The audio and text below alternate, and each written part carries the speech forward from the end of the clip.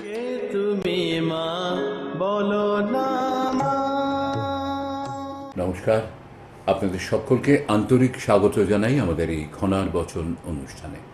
খনার বচন অনুষ্ঠান খনামাকে আমাদের আরও কাছে এনে দেয়, একেবারে সরাসরি আপনাদের ঘরে পৌঁছে দেয়। সেই পুরাকালে যেমন আমরা শুনেছিলাম খনার বচন বিস্ময়কর একটা ব্যাপার তিনি করেছিলেন, করে চলছেন যতদিন ছিলেন তার জীবদ্দশায়, এবং তার প্রত্যেকটি কথা ছিল অমোঘ, অব্যর্থ।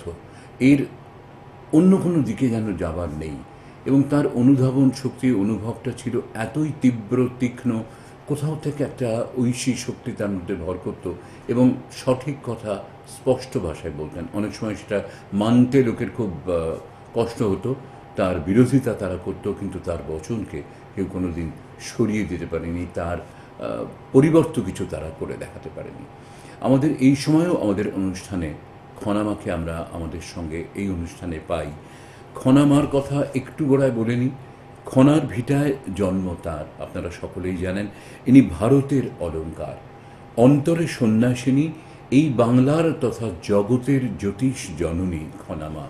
ভক্তদের মঙ্গলের জন্য পরমাত্মার পরম সাধিকা খনামা প্রতি শুভযোগে ব্রহ্মময়ী তপস্যা করেন। উগ্রতারা, দশমহাবিদ্যা, নবগ্রহ, অর্ধনারীশ্বর, পারিজাত নীল সরস্বতীর মহাযজ্ঞ করেন। কয়েকটি কথা যেটা আমরা খনামার কাছে শুনেছি, যেগুলো আমাদের ভীষণ করে মন ছুঁয়ে যায়। বিশেষ করে তিনি যখন বলেন, যার নেই কোষ্ঠী হাতই তার যষ্টি, তখন কোথায় যেন তার উপর আমাদের কনফিডেন্স আর একটু বেড়ে যায়, তার প্রতি আস্থা চলে আসে। বিশ্বের কল্যাণ কর্ম যাঁর, পথপ্রদর্শক যিনি সর্বধর্ম চেতনার, ভাগ্য গণনায় যিনি অনন্যা, তিনি বাংলার তথা জগৎ জ্যোতিষ জননী পরমাত্মার সাধিকা খনামা। খনামা বলেন, পড়েছি অনেক শাস্ত্র গ্রন্থ, পড়েছি চারি বেদ, বুঝেছি গীতা, বাইবেল আর কোরআনে নেই প্রভেদ। খনামার একটি বই আছে, আপনাদের সে প্রসঙ্গ বলে দিই, জীবনচক্রের জ্যোতিষ, প্রভাব ও প্রতিকার। এই বইটা শুধুমাত্র জীবনচক্রের জ্যোতিষের প্রভাব তাই নয়, এটার মধ্যে দিয়ে মানুষের জন্ম থেকে তার ধীরে ধীরে বেড়ে ওঠার যে প্রত্যেকটি স্তর, সেটাকে এত সুন্দর করে বুঝিয়ে বলা রয়েছে যে যারা এই বই পড়বেন তারা অনেকে একটু বড় বয়সে পড়লে ভাববেন যে আমাদের এই সময়টা আমরা পেরিয়ে এসেছি, যে সময়টা এখন চলছি সেইটা, এবং তার পরবর্তী কী হতে পারে, অর্থাৎ অতীত, বর্তমান, ভবিষ্যৎকে জীবনে খুব সুন্দর করে গাঁথা হয়েছে বইটির মধ্যে, যেটা হাতের কাছে থাকলে কিন্তু আমাদের প্রত্যেকেরই আমাদের নিজের জীবন সম্পর্কে অপার কৌতূহল তার অনেকটাই নিরসন হয়ে যাবে। খনামা আরেকটা কথা যেটা বললে বা ভাবলে আমরা খুব প্রাণে একটা মনোবল পাই, শক্তি পাই। উনি বলছেন, মানে ওনার কথা সত্যি আমরা এই অনুভবটায় পৌঁছে যাচ্ছি, আমরা ছিলাম, আমরা আছি, থাকবো, আমরা থাকবো, মনে প্রাণে যতদিন খনামাকে স্মরণে রাখব।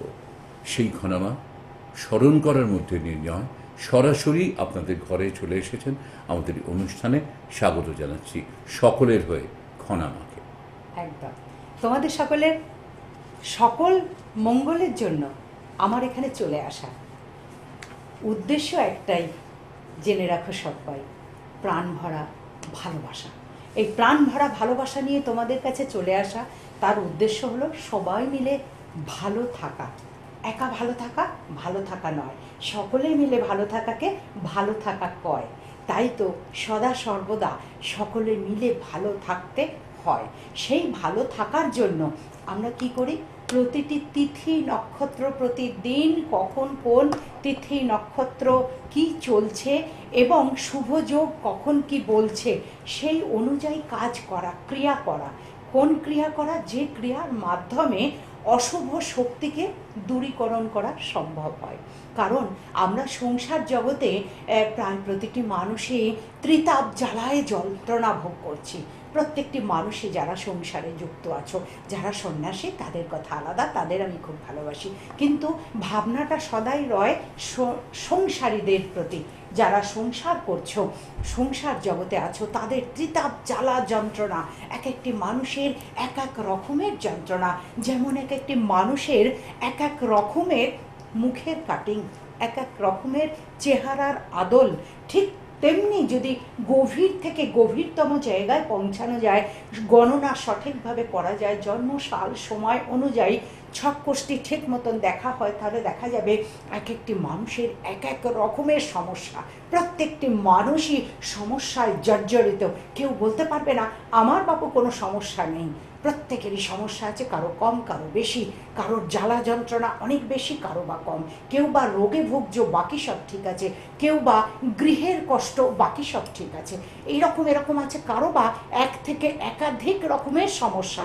এক একটা মানুষ যখন চেম্বারে আসে, যখন তাদের গণনা করা হয়, যখন তাদেরকে বলি তোমার তো বাপু অনেকগুলো সমস্যা রয়েছে, নানান দিক থেকে সমস্যা, শত্রু সমস্যা, পারিবারিক সমস্যা, উন্নতির সমস্যা, শারীরিক সমস্যা, যখন এগুলো বলা হয় তখন সে বলে হ্যাঁ মা ঠিকই বলেছো, অনেক অনেক অনেক সমস্যা নিয়ে আমরা কষ্ট পাচ্ছি, যন্ত্রণা করছে, তাই তো মা তোমার কাছে এসেছি। তো আমার কাছে আসতে গেলে তোমরা আগেও শুনলে, যাদের ছক কোষ্ঠী আছে তখন তো বলতে লাগে না, কোষ্ঠীটা নিয়ে চলে আসো, সেই কোষ্ঠী দেখে বিচার করে ভাগ্য গণনা করে দিই।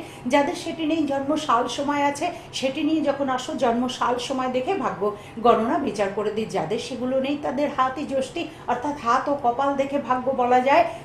তন্ত্র ক্রিয়ার দ্বারায়, যোগ তপস্যার দ্বারায় সেগুলোই সাধনা করা হয়েছে, যে কিভাবে মানুষের হাত দেখে মুখ দেখে তাদের ভাগ্য গণনা করা যাবে। মানুষের মুখ দেখলেই বুঝতে পারা যায় সেই মানুষটি কতটি ভালো আছে, কতটি মন্দ আছে, তার কি জ্বালা, কি যন্ত্রণা, কি কষ্ট সে ভোগ করছে, তার থেকে পরিত্রাণের উপায়। কথা হলো শুধু জ্বালা যন্ত্রণাগুলো বললাম, সমস্যাগুলো বললাম, এখানেই সব কথা নয়। কথা হলো সেইটাই, যেখানে হলো তাকে পরিত্রাণ দেওয়া, মানুষ কষ্ট পাচ্ছে তাকে রক্ষা করতে দেওয়া। সেই রক্ষার জায়গাটায় যখন আমরা পৌঁছাবার জন্য চেষ্টা করি, তার জন্যই সাধনা। তোমরা এই যে দেখো জলে ভেসে জপ করছি, এই যে জলে ভেসে জপ, তোমাদের অনেকের প্রশ্ন থাকে মা জলে ভেসে জপ তো আর কারোকে দেখা হয় না, তোমাকেই খালি দেখি, তুমি খালি জলে ভেসে জপ করো। এই যে জলে ভেসে জপের দ্বারায় মানব কল্যাণ করা, মানুষের কাজ করা, আমার গুরুর নির্দেশে আমি এই জলে ভাসা ক্রিয়াটা করি। গুরু নির্দেশ দিয়েছেন। তোমরা সকলেই এতদিনে পরিচয় হয়েছে, জেনে গেছো যে গুরুদেব আমার কে, আমার মহাযোগী তৈলঙ্গ স্বামী, জগৎগুরু মহাযোগী তৈলঙ্গ স্বামী। তিনি আমাকে স্বপ্নাদেশে দীক্ষা দিয়েছেন, তিনি আমায় ভালোবেসে দায়িত্ব দিয়েছেন, বলেছেন শুধু একটি সংসারের কাজ দায়িত্ব তোর নয়, তোর জন্য জগৎ সংসারের কাজ, তোকে জগৎ সংসারের কল্যাণ করতে হবে। আমি তখন বলেছিলাম গুরুদেব আমি কিভাবে করব, আমাকে এত বড় দায়িত্ব দিচ্ছ, আমি তো একটি সামান্য মা, আমি কেমন করে এত বড় গুরু দায়িত্ব করব। তখন তিনি বলেছিলেন আমি আছি তোর সঙ্গে, আমি তোকে সর্বতভাবে সাহায্য করব, তোর দ্বারাই হবে, সম্ভব হবে, জগৎ সংসারের কল্যাণ করা তোর পক্ষে সম্ভব হবে, আমি আছি। তারপরেই দেখলাম তার কৃপায় আমি জলে ভাসতে শিখলাম। তিনি আমাকে নির্দেশ করলেন, জলে ভেসে একটি জপের কথা বলেছেন, যে জপটি উজ্জ্ব থাকে, যে জপটি বলতে পারি না, সেই জপ, অর্থাৎ সেটি আমার মধ্যেই থাকে, সেই জপের দ্বারাই মানব কল্যাণ হয়। যখন যার জন্য যে কবচ, যে জিনিস, যে ক্রিয়াগুলো দিই, তারই জন্য সেই জপটি করা হয়, জলে ভেসে করে তাকে পরিত্রাণ দেওয়া হয়। তাই তো এত মানুষ কাতর হয়ে আমার কাছে ছুটে আসো, কারণটা একটাই, সেটি হলো সকলে বলো যে মা তোমার কাছে আসলে সত্যিকারের রক্ষা পাই, রেহাই পাই। এটাই আমার কর্ম, এটাই আমার ধর্ম।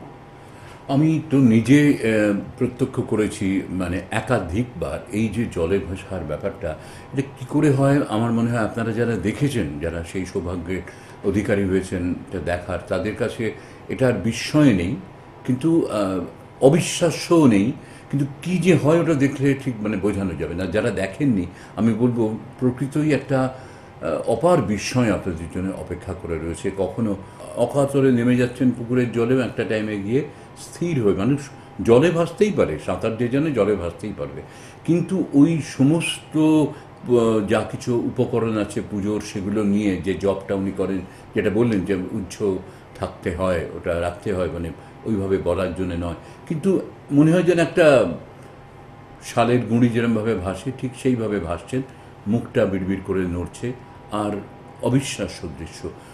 পুরো পুকুরের পাড় জুড়ে অগণিত মানুষ দাঁড়িয়ে সেটা দেখছেন, ঘণ্টা বাজছে, শাঁখ বাজছে, উলুধ্বনি হচ্ছে, একটা অন্যরকম পরিবেশ।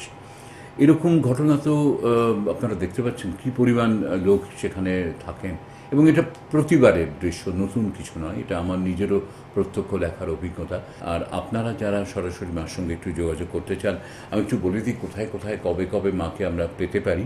বারাসাতে যশোর রোডে হাটখোলা মোড়ে পুরনো শিব মন্দিরের কাছে বিবেকানন্দ অ্যাপার্টমেন্টের তলায়, প্রতি শুক্রবার বনহুগলি পেট্রোল পাম্প স্টপেজে অর্থোপেডিক হসপিটালের সামনে 28 নম্বর ঋষি অরবিন্দ সরণিতে, ঢাকুরিয়ায় 5 নম্বর কালীবাড়ি লেনে ঢাকুরিয়া কালী মন্দিরের কাছে, 9831058429 এই নাম্বারে। এতে গেল কোথায় কোথায় মাকে পাওয়া যাবে। একটা কথা আমার মাঝে মাঝে মনে হয়, জানো, তুমি একদিন বলছিলে যে আমাদের জীবনে গ্রহ নক্ষত্রের প্রভাব তো আসেই, কিন্তু সার্বিকভাবে একটা আমরা বলি নবগ্রহের প্রভাব একদম। কিভাবে আমাদের যেমন জীবনে আমরা এসে হোম যজ্ঞ পড়ে। যখন করি, নবগ্রহের হোম, নবগ্রহের যজ্ঞ, নবগ্রহের পূজা, আমাদের আশ্রমে নবগ্রহের মন্দির আছে, হ্যাঁ, সেই মন্দিরে পুজো অর্চনা হয়, সেখানে সব পুজো তো করা আমাদের হয়। জীবনে নবগ্রহের প্রভাবটা কিভাবে কতটা প্রত্যেকটি আসে? মানুষের নবগ্রহের 9টি প্রোগ্রাম ঘুরে ফিরে 9টি গ্রহের 9টি কাজ, ক্রিয়া, শুভ অশুভ, ভালো মন্দ ঘুরে ফিরে আসে। যদি এই মন্ত্রগুলো, আমি যে মন্ত্রগুলো আজকে এখন বলে দেবো, নবগ্রহের মন্ত্র, এই মন্ত্রগুলো তোমরা লিখে নাও, এই মন্ত্রগুলো কাজে লাগাবে, ছক দেখে জানতে পারবে কখন কোন গ্রহটি অশুভ মন্দ, তখন সেই গ্রহের বীজ মন্ত্র যদি পাঠ করো 51 বার, 28 বার কিংবা 108 বার যদি পাঠ করো, তার থেকে অনেকটা পরিত্রাণ পাবে। ধরা যাক, আমি প্রথম থেকে বলছি, রবি গ্রহ। রবি যাদের ডাউনে আছে, ছক দেখছো যে রবি নিচস্থ আছে বা রবি এমন কোনো গ্রহের সাথে যুক্ত আছে যার ফলে তোমাদের অশুভ যোগ চলছে, রবি গ্রহের অশুভ প্রভাবে, তাদের জন্য বলা ওং হ্রাং হ্রিং হ্রৌং স্বঃ সূর্যায় নমঃ। ওং হ্রাং হ্রিং হ্রৌং স্বঃ সূর্যায় নমঃ। এটি হলো রবি গ্রহের মন্ত্র। চন্দ্র গ্রহের মন্ত্র ওং শ্রাং শ্রীং শ্রৌং স্বঃ চন্দ্রায় নমঃ। ওং শ্রাং শ্রীং শ্রৌং স্বঃ চন্দ্রায় নমঃ।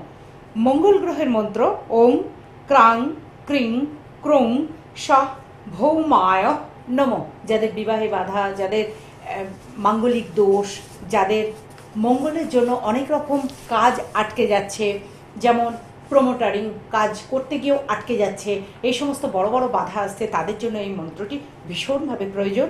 মন্ত্রটি হচ্ছে ওং ক্রাং ক্রিং ক্রৌং স্বঃ ভৌমায় নমঃ। বুধের জন্য, যাদের বিদ্যায় বাধা হচ্ছে, বুদ্ধির বিভ্রম হচ্ছে, নানান রকম অশান্তি আসছে, তাদের জন্য ওং ব্রাং ব্রিং ব্রৌং স্বঃ গুরবে নমঃ। ওং ব্রাং ব্রিং ব্রৌং স্বঃ গুরবে নমঃ, মানে বুধায় নমঃ। বৃহস্পতির জন্য, যাদের বৃহস্পতি অশুভ রয়েছে, তাদের জন্য ওং গ্রাং গ্রিং গ্রৌং স্বঃ গুরবে নমঃ। ওং, যাদের শুক্র গ্রহ বিরূপ, তাদের জন্য বলছি ওং দ্রাং দ্রিং দ্রৌং স্বঃ শুক্রায় নমঃ। ওং দ্রাং দ্রিং দ্রৌং স্বঃ শুক্রায় নমঃ। শনি গ্রহ যাদের বিরূপ, তাদের জন্য ওং প্রাং প্রিং প্রৌং স্বঃ শনিশ্চরায় নমঃ। ওং প্রাং প্রিং প্রৌং স্বঃ শনিশ্চরায় নমঃ। রাহু গ্রহ যাদের বিরূপ আছে, তাদের জন্য বলা ওং ভ্রাম ভ্রিং ভ্রৌং স্বঃ রাহবে নমঃ। ওং ভ্রাং ভ্রিং ভ্রৌং স্বঃ রাহবে নমঃ। কেতু গ্রহের জন্য, যাদের নিম্নাঙ্গে রোগ নিয়ে কষ্ট পাচ্ছ, শত্রুর দ্বারায় খুব কষ্ট পাচ্ছ, তাদের জন্য ওং স্ত্রাং শ্রীং শ্রৌং স্বঃ কেতবে নমঃ। ওং স্ত্রাং স্ত্রিং স্ত্রৌং স্বঃ কেতবে নমঃ। এই মন্ত্রগুলি পাঠ করবে। নবগ্রহের মন্ত্র সংক্ষেপের ওপরে বলে দিলাম সুন্দরভাবে, যারা ভীষণভাবে ত্রিতাপ